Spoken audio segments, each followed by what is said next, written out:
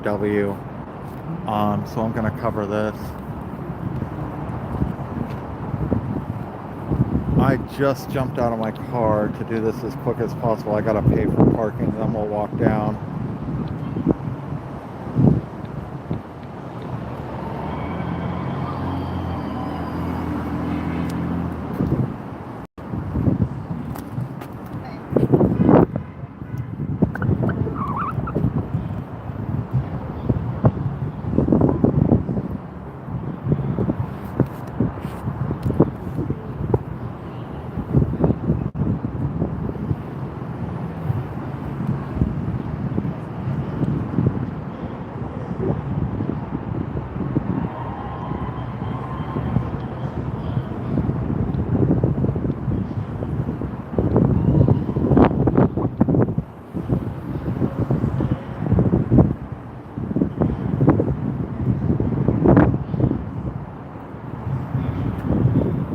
Okay, stream's gonna go down for a second. I'm gonna have to pay for it on this phone.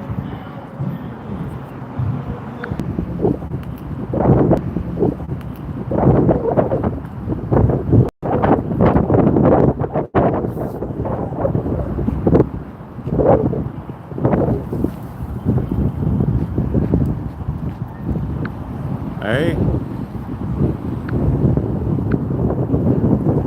Okay, hey Jam City. I'm just getting everything set up here. I wasn't gonna go live and I drove by and there were a bunch of people still met up here, so I decided to go live really quick and I had to jump out of the stream to pay for parking. But we're gonna come check this out for probably 20 minutes or something, and then we'll get ready for the next stream at 5. But I wanted to cover this side of it as well. Looks like we have a few people showing up now.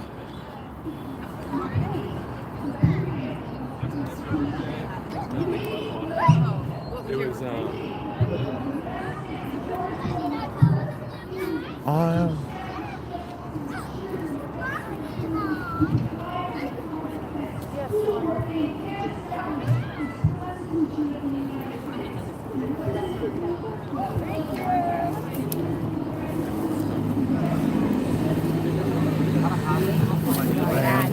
I probably want to be up there with those people, but it's not an easy way to get back around there.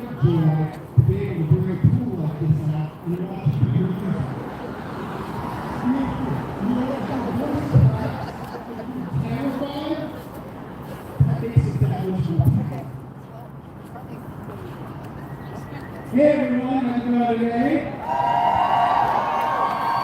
It's amazing the kind of momentum that I've seen pop up over the last few months all across this country. And I want to let people know that America is not alone in this struggle right now. There's other countries that are going through the same authoritarian mess that we are. There's Viktor Orban in Hungary, and there's going to be an election, and I really hope that he gets thrown out and the forces of democracy prevail. Another one that a lot of people in the West and in America have not heard a lot about on the media has been what's going on in Serbia too. Early last year, let me back up. November 2024, there was a train station in the city of Novi Sad that collapsed and 16 people were killed, and that uncorked a nationwide outpouring of rage against the corrupt, increasingly authoritarian government. 5% of the Serbian population was in the streets last March. 5%. That's the equivalent of 17 million Americans in the streets all at once. So we're not in this alone. And we have a lot of more momentum to do. No Kings was a good start. We're about halfway to that 17 million goal. But we need to step it up another step further. The fight for democracy, for freedom, for human rights is worldwide. So let me say something. I stand with the people in Hungary who are fighting for freedom and justice. I stand with the people of Serbia who are standing for freedom and justice. I stand with the Philippines.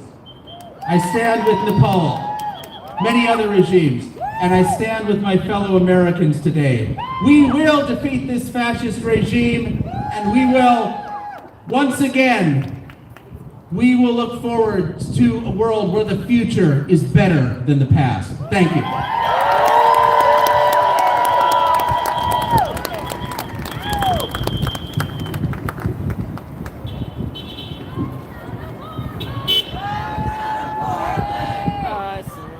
Before we open the mic, I'm going to say nothing important to say.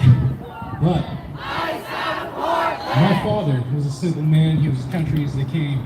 He lived in a house that was more of a shack. He had a dirt floor. His sister, her bedroom was a sheet in the corner that they hung up, so she had a little bit of privacy. This man grew up in a town with not a single person of color, but he had a good heart. One day I uttered the words, "That's gay." He looked at me and he said, "Do you think there's anything wrong with being gay?" And I said, "Well, yeah, a man and a woman can make a baby, a man can't, a woman can't." He said, "Well, son, what about love?" And something that we need to keep in mind is that the side that we are on is fighting for love. The opposition has built their regime on hate, and it will not stand. Thank you.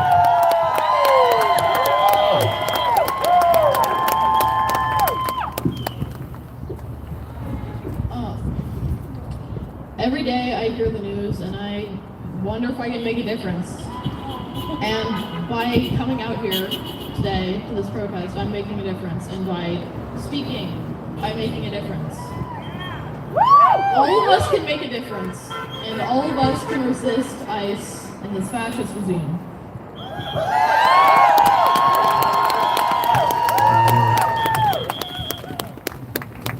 It's beautiful to be a homeborn Oregonian, born and raised, surrounded by other Oregonians who are getting out there and exercising their First Amendment right, their right to assemble. And if anything, as a born and raised Oregonian, I can emphasize more, is to educate yourself and continue to exercise all of your rights as the body and the party that tells you to remain blind, keep your ears closed to the facts around you, little George Orwell.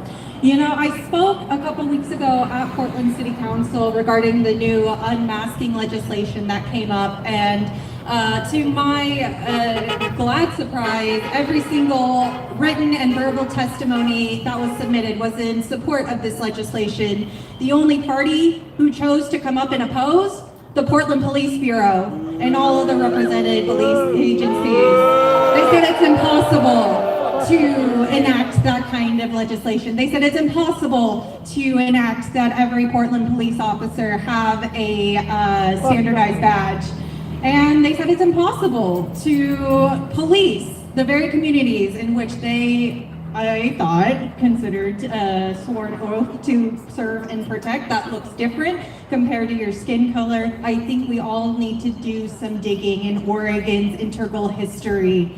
Listen to our Indigenous brothers and sisters who spoke today. Listen to the marginalized communities who have lived here, who like myself are born and raised here. And I can attest to this. My own hometown, up until 2018, coveted a high school mascot that was a Confederate flag or a Confederate soldier. South Albany High School up until 2018. The roots of racism in Oregon specifically run deep, and we need to hold our local elected law enforcement and officials accountable to make sure that they are not policing us, but actually helping to keep our community safe. And since, thank you, I was unable to read my poem at my Portland City Council, yes please, as a ode to Renee Good's legacy as a poet, I bring to you a new national anthem by Ada Limon. The truth is, I've never cared for the national anthem. If you think about it, it's not a good song. Too high for most of us with the rocket's red glare. And then there are the bombs. Always, always, there is war and bombs. Once I sang it at homecoming and threw even the tenacious high school band off key. But the song didn't mean anything, just a call to the field, something to get through before the pummeling of youth. And what of the stanzas we never sing? The third that mentions no refuge could save the hireling and the slave? Perhaps the truth is that every song of this country has an unsung third stanza. Something brutal snaking underneath us as we blindly sing the high notes with the beer sloshing in the stands, hoping our team wins. Don't get me wrong, I do like the flag. How it undulates in the wind like water, elemental, and best when it's humbled, brought to its knees, clung to by someone who has lost everything. When it's not a weapon, when it flickers, when it folds up so perfectly you can keep it until it's needed, until you can love it again. Until the song in your mouth feels like sustenance, a song where the notes are sung by even the ageless woods, the short grass plains, the Red River Gorge, the fistful of land left unpoisoned. That song, that's our birthright. That's sung in silence when it's too hard to go on. That sounds like someone's rough fingers weaving into another's. That sounds like in an endless cave, the song that says, my bones are your bones, and your bones are my bones, and isn't that enough? Thank you.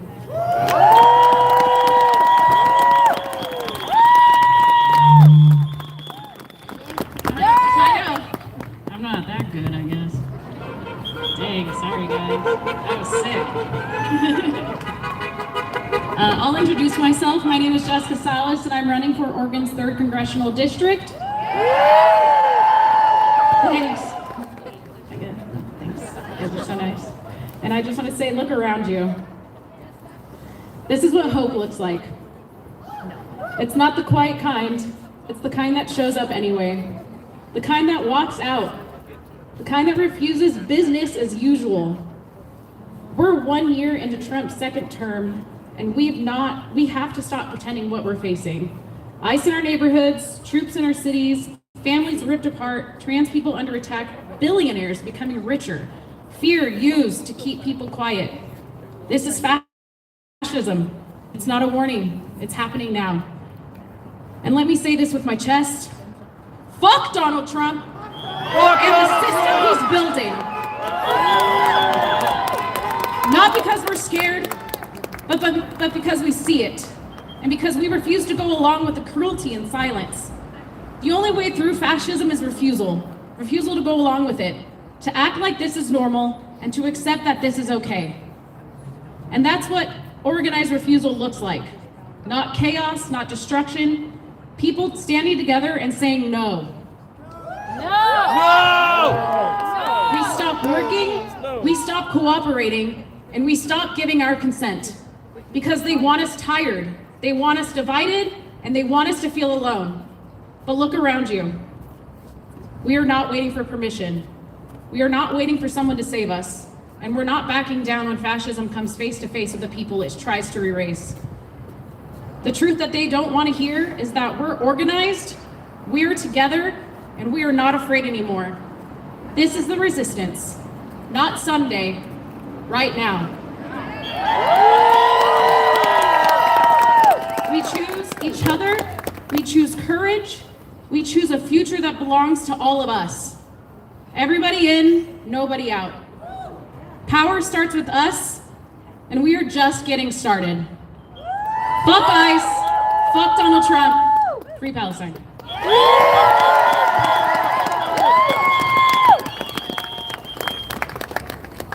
I don't have anything prepared, so I'll just start with this. We're here in front of this building, and all the news stations locally, but particularly this one, I would just ask you to be more accountable, because you parrot police talking points from the fascist PPB on a regular basis through all the movements, whether it's been Black Lives Matter, whether it's been this movement against fascism. It's dangerous to people on the ground. It keeps people thinking in that mentality, and really it's going for the ruling class, the one our friend spoke about. My partner's almost had her elbow broken by those goons down there. All my friends that are like family to me, they're indigenous, they're down there fighting hard to stop all this kidnapping, the killing of people in these facilities, and all this disgusting stuff. And y'all often speak to the opposite of that. So I would just say be more accountable and be more of a voice to the people. instead of to the ruling class and these fascists. Fuck ICE, free Palestine, free Turtle Island, free Ireland, free everybody.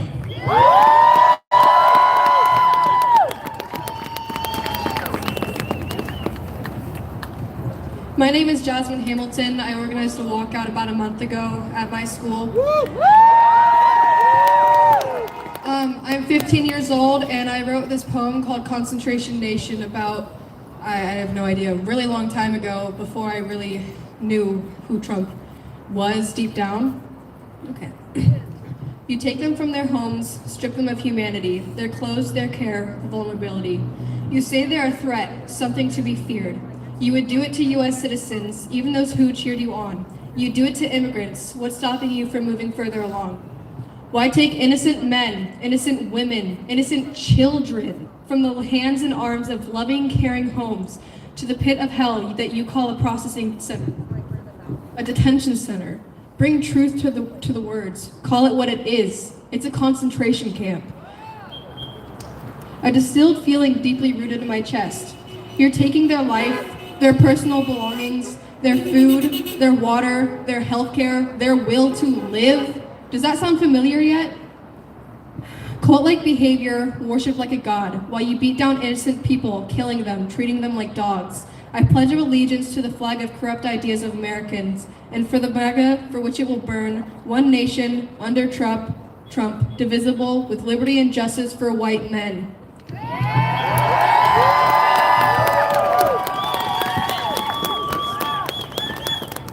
Hi, my name is Giancarlo.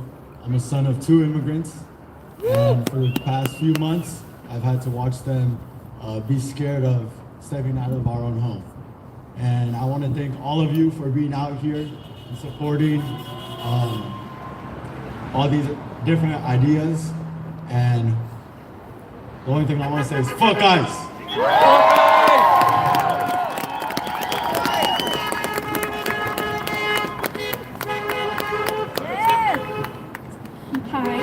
I'm not from Portland, I'm from Albany, and me and my best friend came out to support today because Albany isn't doing anything. And this is an amalgamation of several poems, which I think are very fitting. It's about white privilege, so if you're uncomfortable with that, fuck you. It is my steady breath in the presence of a cop. It is the power I have in the color of my skin. It is the opportunities I steal with the flash of my face. It is the smile I get from every white man who walks by. It's the nonchalant manner of white workers. It is the knowledge that I will get help if I do not feel safe. Sometimes I'm ashamed of being white, knowing what my ancestors have done to almost every minority in this country makes my skin crawl. Privilege is being able to say all lives matter while living out your day, while being without fear, while breathing without care as others struggle for air.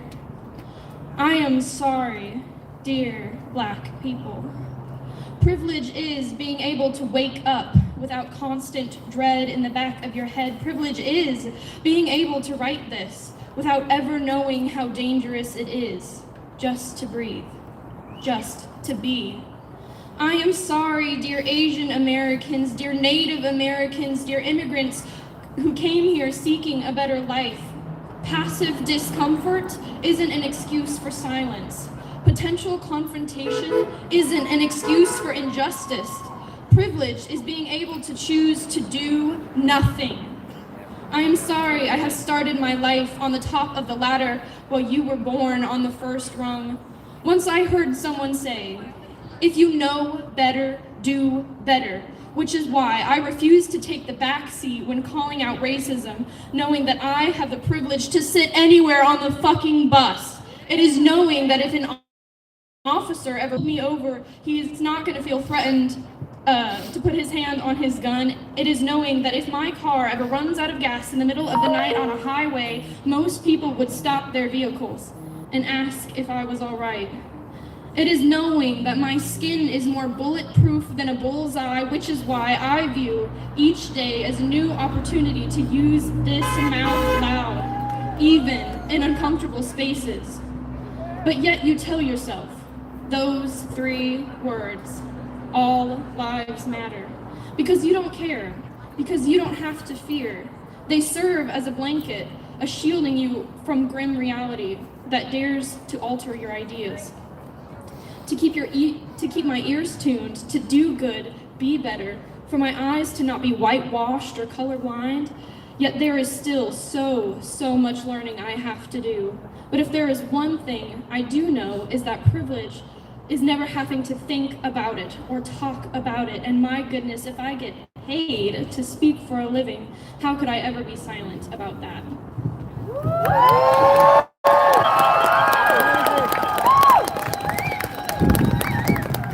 I don't know how to follow that. I didn't have a big speech this time. I just wanted to say that this is the opportunity for everybody to stand behind the news media and say that we have their back. We're not going to allow state-run media. We're out here and we chose to be here at this location to stand up for truth, to stand for unbiased media that tells facts, for journalism that has integrity, that it doesn't matter how many propagandists replace our journalists. The journalists that actually care about truth aren't going anywhere. And I hope that other stations and other states take notice and other communities stand up behind their journalists and say, you can tell the truth. And it doesn't matter how many lawsuits, it doesn't matter how many FCC fines, it doesn't matter how he runs his mouth. We stand behind journalists with integrity. We are here because we are no longer asking for permission for the truth to be told. We are telling the truth, and no one is going to silence truth again.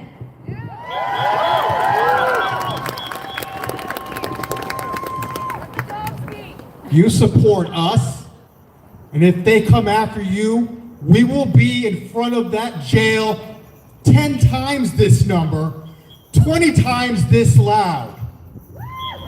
We will fight for the people that fight for us. We have to be able to do this together. We need each other. The public needs the media, and we need media that tells the truth. The last few honest judges and the last few honest journalists that have the spine to stand up to tyrants are all that comes between us and the end of the democracy that we live in. We stand on the razor's edge, and we cannot fail. We cannot waver. We need you, so hear us. And there's more of us that need to be heard. Who wishes to speak? Just one quick one. If you haven't heard, the May 1st walkout. If you don't know the facts, here it is. In a study of the democracies that were threatened in the 20th century, 7.1% survived without help. 51.5% survived with the people standing up. 83% survived with labor involved. So please start talking to your communities and plan for May 1st and get everyone possible to walk out of their jobs, out of their schools, out of their comfort zone, get in the streets and protest this government.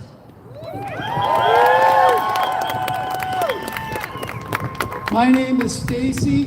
I'm transgender, and I'm not a threat to anybody.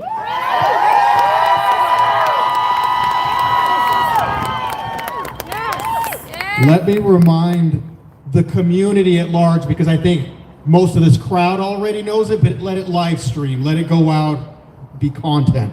That the first people that showed up at ICE in May and June, the ones that went into July and August and September, the ones that stood on the blue line, the ones that bled, the ones that had their bones broken, the ones that were arrested over and over and over again, were not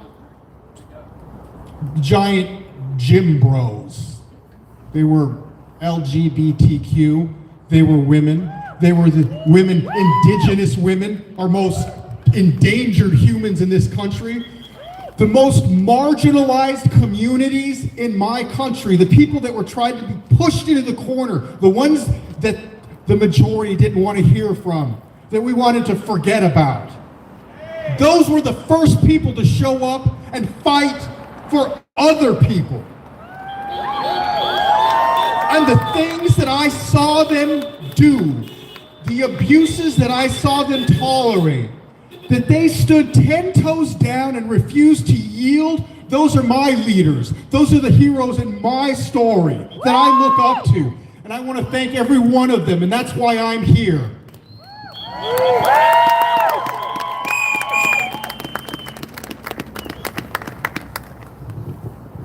I am not from here, so I am fucking freezing. No, but what Vinny said. Sierra Mercado? No, from what Vinny was saying about truth, we need not just allies, but accomplices. And by accomplices, I mean standing with us at ICE. And I don't mean in the inflatable costumes either. I get it, we need optics. But can you imagine being ripped from your family, not knowing where you're going, and the last thing you see is a party outside of ICE? And your last thought is, there is no one on my side. Because they don't have access to the news like we do out here. They're locked up. They just got everything torn from them. We need accomplices. We need boots on the ground. We need to let them know that they cannot clock in and clock out and go home, have their TV dinner and enjoy it. Need to make their lives absolute hell. Make their jobs absolute hell. Non-fucking stop. Make sure that the people inside can hear you. I have protested in Tacoma at the Northwest Detention Center, and there was not a soul outside. Not a soul. I could hear people screaming. Their screams on the wind. And there was not a single protester out there fighting for them. This is what they heard, complete silence. You hear that? Nothing. We need to be louder and we need to go harder. No excuses. I get it, some people can do what they can. But sometimes we gotta step out of our comfort zone for those that don't have any comfort, that had their comfort ripped from them. We need accomplices.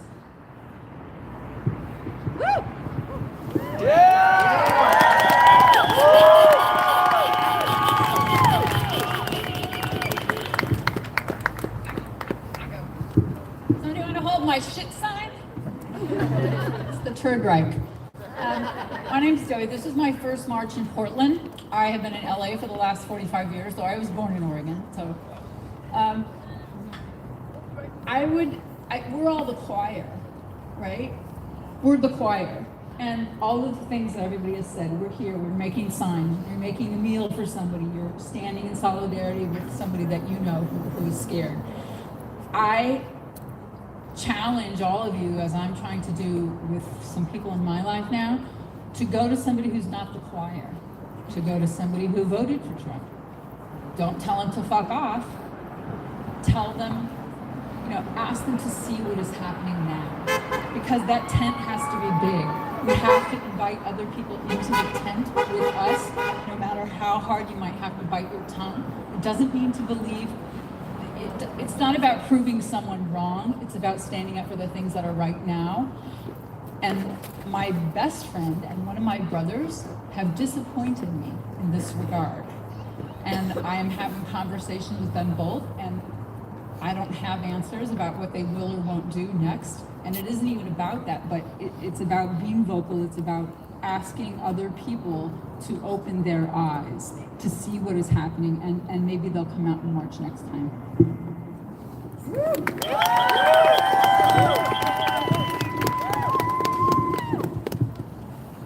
Hi everybody, it's great to see so many people out. I know our crowd has thinned a little bit, but that's all right. It is really cold. I think events like these are really important, but if this is the only thing that you're doing, I gotta tell you, it's not gonna be enough. We have to do things outside of spaces like these. These kinds of spaces are great for getting to know people, rallying, finding organizations, finding connections, seeing all of your community come out so that you know that you're not alone in this. But this is where the action starts, not where it stops. This isn't the action itself. This is the entry into what should be sustainable, ongoing, long-term action. It's a marathon, not a sprint, right? It's an old cliche, but it's true. I come with some homework. Who's heard of Martin Luther King Jr.? Yeah, who's heard the I Have a Dream speech? Yeah? Now who's read a letter from a Birmingham jail? Yeah, a couple people, a little bit less though, right? That's some homework. Go home, read a letter from a Birmingham jail, and see what Martin Luther King Jr. had to say about the white moderate. It's super important. When we're having conversations about the right way to protest, we're already playing the fascist game. And while we're on it, thank you. And while we're on it, I've heard a lot of discussion about oh, America's fascist now. America is the blueprint for fascism. And if that's not something, if that sounds like a surprise, if that comes as a surprise, then there's a lot of history that you're gonna need to look into. I'm a young white woman, right? So there's a little bit of a learning curve. There's some catching up that I had to do.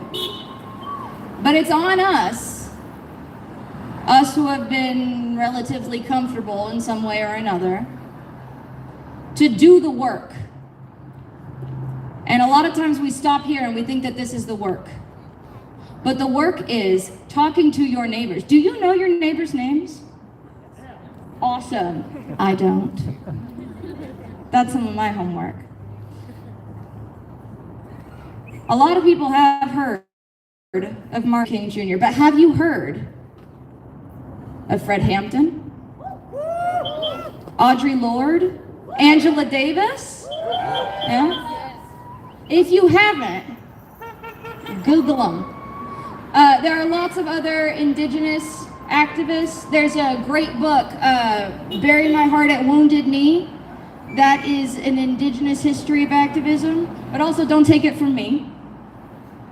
There are lots of sites that are dedicated to giving you an entry. They've got whole book lists and reading lists.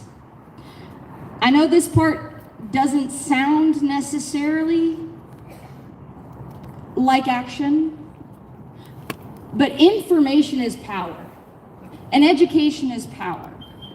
And decolonizing our own minds is the first step. You may have heard the revolution will not be televised. And some people take that to be a commentary on what the news will or will not cover. And that's part of it. But the other part of the revolution will not be televised is to say that the revolution begins in the heart and the mind. It begins in communities. It starts from the ground up. It doesn't come from the top down. It's not going to be organized at a national scale. Nobody's going to send you a pamphlet that says, here's the revolution, time, place, here's what you're going to need to do. And also, just to clarify, what I mean by revolution is I mean a big fundamental change. Because this isn't working for anybody. These systems of white supremacy aren't working for anybody. Even the people that they claim to serve are harmed by these systems at the end of the day. Another great person you should listen to, Bell Hooks. Bell Hooks has a great segment. She's got a book, Men, Masculinity, and Love, or a chapter in one of her other books called Men, Comrades, and Struggle that talks about the way patriarchy actually negatively impacts men. which is not something that a lot of feminists want to talk about, myself included, which is why I'm glad Bell Hooks did it. My point is, if any of these names comes as a surprise to you, or even if they don't, take that as a starting point for additional education. Because this history has been hidden from us. We were taught propaganda on purpose. And until we do the work to unlearn all of that, and to unlearn the ways that we are inadvertently or consciously perpetrating these same systems, we're not going to be able to build something different. Audre Lorde said, "The master's tools will never dismantle the master's house." So what tools are we going to use? That's what I leave you with.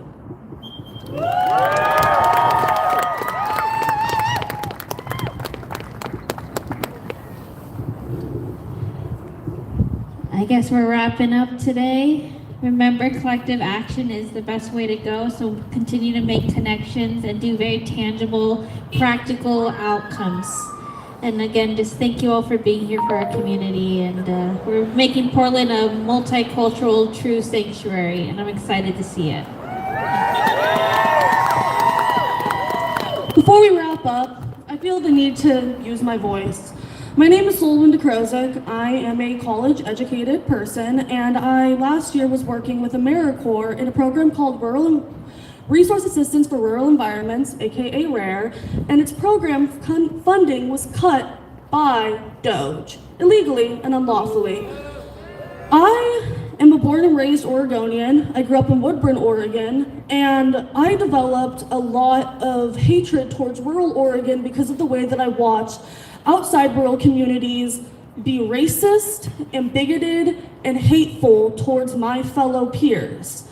I intended to go into RARE because I wanted to change my mindset about my state, because I know that hate cannot truly persist in the heart of everyone in a rural community.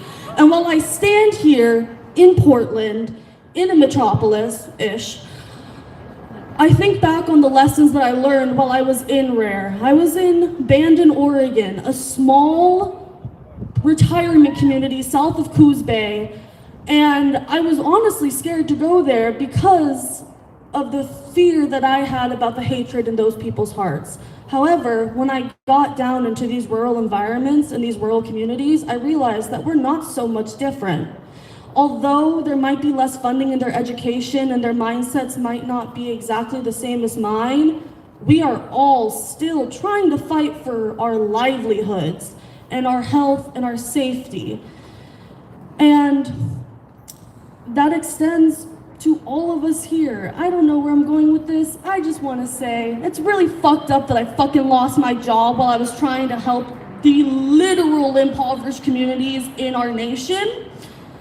And fuck ICE. Oh, and they're literally going door to door in Woodburn. It's not like this shit is new. It's not just starting in Minneapolis. I know people have had to fucking hide in stairways for 48 hours with their goddamn toddlers. So, all of us should know that this shit is in Oregon, it is in Woodburn, it's in all of our fucking houses. So yeah, please understand that this is not just happening in Minneapolis, it's not just happening in Chicago. I know it's happening in Portland, but it's also happening nationwide.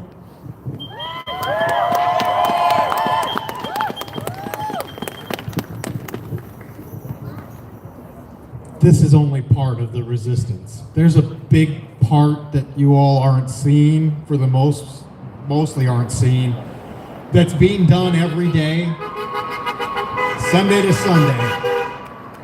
And it starts sometimes before 6 in the morning when Migra Watch, Rapid Response, Rat Patrols out following, tracking ICE all day long.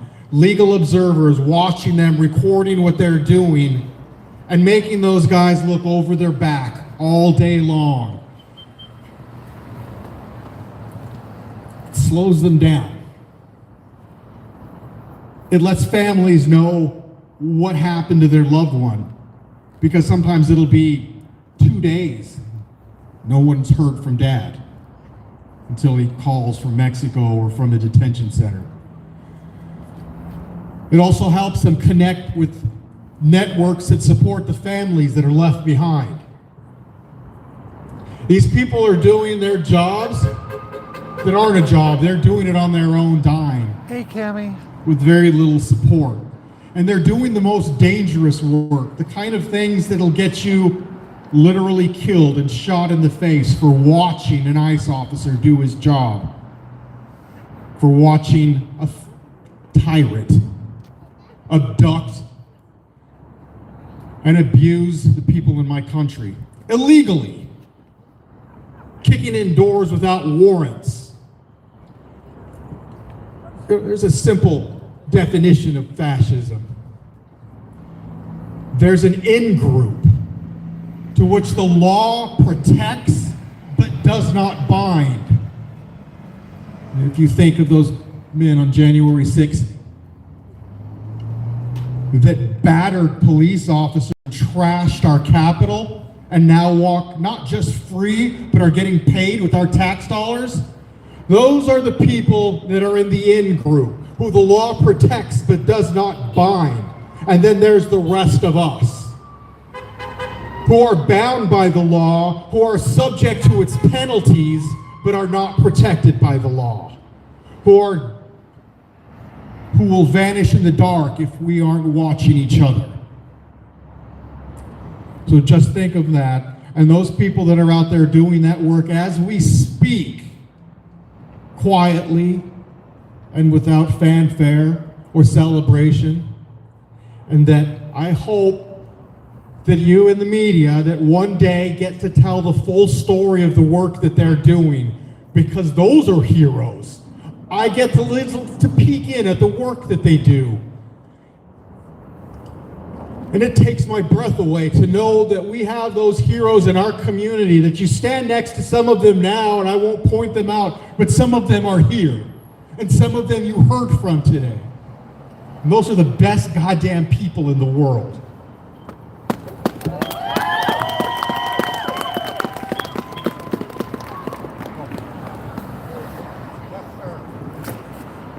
Hey, how's it going?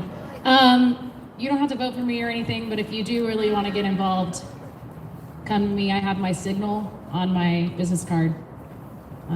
If you really want to chase ICE, it's scary, but honestly, it's worth it. And you can also look up license plates on stopice.net if you're curious. But yeah, if you do want to get involved, let me know. I can give you my business card. You can sign up on Signal, and then I can get you connected to some groups if you desperately want to do it. If you literally want to do this, this is a very serious thing. Please come and see me. Thank you.